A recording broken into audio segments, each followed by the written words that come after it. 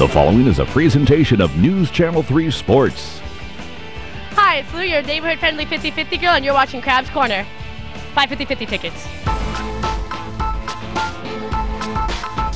Crab's Corner on News Channel 3 is presented by Coast Central Credit Union, where belonging never felt better.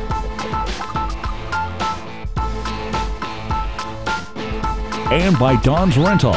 Just make one call to Don's Rental.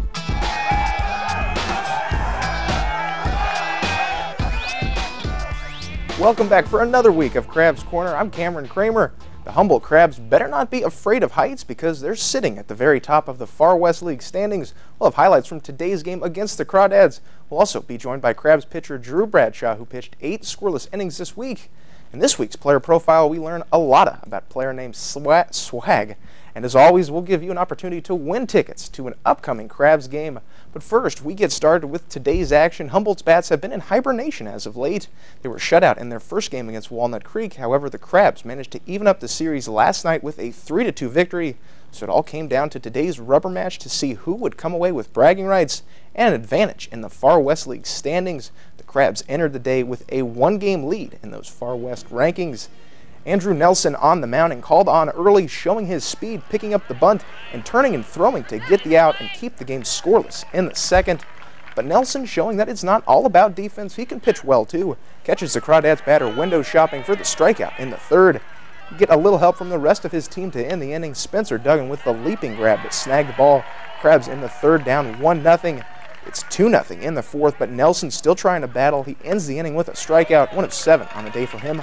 Notice you're not seeing any offensive highlights. The question is when Humboldt's bats would make an appearance. It would have to wait until the 7th inning, but Ryan Wiggins makes up for lost time. A little crustacean elevation to straightaway center. It's a 3-run bomb. Humboldt would add 2 more runs to end the 7th, up 5-2. And after that, it was all defense. Bottom of the 9th, 2 outs, and Jason Hampton gets the Crawdads batter to pop out to Austin Prott. Crabs get the victory 5-2. And win the series with the Crawdads. After the game, Ryan Wiggins talked about coming through when the Crabs needed it most. I was pretty pumped. I was just trying to drive in a couple RBIs and trying to put us on the board because we were down 2-0. But, I mean, it happened. Got a good piece. And, I mean, I got ahead in the count, and I was just looking fastball, and I got a good pitch, and I just made good contact, yeah. Hey, you know, Wiggy just wanted to give their fans, the fans their money's worth there. I mean, great job there. The guy was all over the place a little bit, and he just laid one in there, and Wiggy was ready. It's hard to hit when guys a little sloppy like that, but great job by Wiggy. Got this crowd going, got the team going, but yeah, save the best for last. Good series, and you know, proud of the guys. Take 2 out of 3. That was Jason Hampton with a nice cameo behind Matt Nutter there. Well, now we'll head back to the ballpark where I caught up with Crabs pitcher Drew Bradshaw. That's right, we're back at the ballpark. Joining me here is Crabs pitcher Drew Bradshaw. Drew, thanks for stopping by. No problem. Awesome. Talking about the game today, big win for you guys. What was it like seeing the W? It was a very good win. I know we've been kind of struggling a little bit with our at-bats, but I mean, we came through with a huge home run center field, and I mean, it's just great when things are falling together, working out. And it was a league game, so you dropped the first one. How important was it to come back and win 2 straight? To come back, win 2 straight, I think, well, because they came here and beat us at first. I mean, they're a good team, so come back, win 2 straight, builds our confidence and gets us ready because playoffs is coming up soon. So it's always good to be confident. And talking about you personally, we do the Crabs Corner Player of the Week, and you were nice enough to do one of those interviews with us. Yeah. It hasn't aired yet. It's going to air next week, so terrible timing on my part. That's all right. But you answered very well on one of the questions that we always ask is a thing you want to improve on. So what we're going to do is we're going to show the people at home just what you said. Right now, I mean, 21 years old, been playing baseball my whole life. I know how to play the game, so I guess right now just going with what I got, gaining my confidence and just not holding back. That's what I've been working on, not holding back. All right, so everybody saw that. Looked like the proof was in the pudding. Yeah. Earlier this week, 8 innings, 6 strikeouts. Just talk a little more about what you said. Well, basically, I mean, I've been playing my whole life, and you just got to go out there and just finally put it out there and do your work that you've been putting in and perform. So, I mean, there's no need to worry about where your arm is, where your glove is, all this in the game, because you already know how to do it. You have muscle memory, you got the confidence. Just go out there and play the game. Because, I mean, the umpire, when he says when the game starts, he says play ball. He doesn't say work ball. He doesn't say stress ball. He says play ball. So, I mean, just go out there and have some fun. That works. I think that's great. Talking about the season so far, it's almost over. Crunch time is hitting, coming up. Yeah. For you guys, have you noticed, has the dugout changed at all? Has the demeanor changed at all with the guys? To be honest, we're still strong. We're still working hard and still just as excited as we were day one. I feel like we're loving it. No one's really talking about wanting to go home. I mean, we love this place, so we love playing, so we just love being here. Now, one of the things we got to bring up, you can't see it obviously, but I got some footage of you doing the crab walk. We're going to show the people at home, so they'll get to see it. Oh, you did the really? crab walk in one of the races with the guys. Yeah. You did a pretty good job, but at the end, you looked pretty tired. So the thing I got to ask, if the Crabs were holding a crab walk with all the players, who would get first place? I would. We were playing against kids. I let them go a little bit. If we're playing against our teammates, I'm going all out. I wouldn't give up. Wouldn't quit. I like that. That's a good response. So I guess the appropriate follow-up to that, you would get first place. Who would get dead last? Dead last? Probably Coach Nutter. Probably Coach Nutter. Throwing him under the bus is it's a powerful thing to do. All right, well, we'll get you out of here on this question. The season's not over yet, but the seventh inning stretch has probably happened so far. Yes. Season's almost done. What's been your experience like being a Humboldt Crab? My experience being a Humboldt Crab, honestly, I mean, I work in the Crabs camp, so I mean, I enjoy working with little kids and helping them out, and like little girls like this. Right here. Look, she's got How you doing? Good? Good, good, good. got a nice All right. sign for him. I'll come get this sign for you in a second, all right? All right. So basically, little kids. I enjoy working with little kids, and I mean, they look up to us and they listen to us. So as long as you're a positive influence on them and show them how to have fun and be respectful people, I mean, it's always a win in my book. Awesome. Drew Bradshaw, thank you so much for taking the time. No problem. Appreciate it, man. All right, back to you in the studio.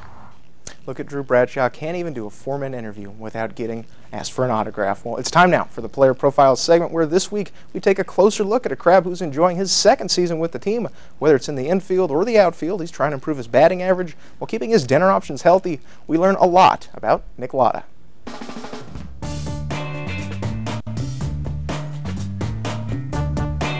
I guess they call me Swag. I don't really know why. I don't know. I got some chicken and some veggies. Ooh, gotta stay good with the veggies. Try to eat healthy. So yeah, definitely hitting. I think I speak for a lot of people when I say that, but no, it's definitely one of the tougher aspects of the game. Gotta stay working on it all the time. But yeah, definitely hitting. Environment. I love playing at this venue. The fans are awesome. It's just a great place to play.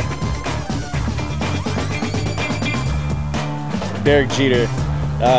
Growing up, he's kind of been my idol, but yeah, definitely Derek Jeter. Just all the things that he's able to do. It's cool to watch.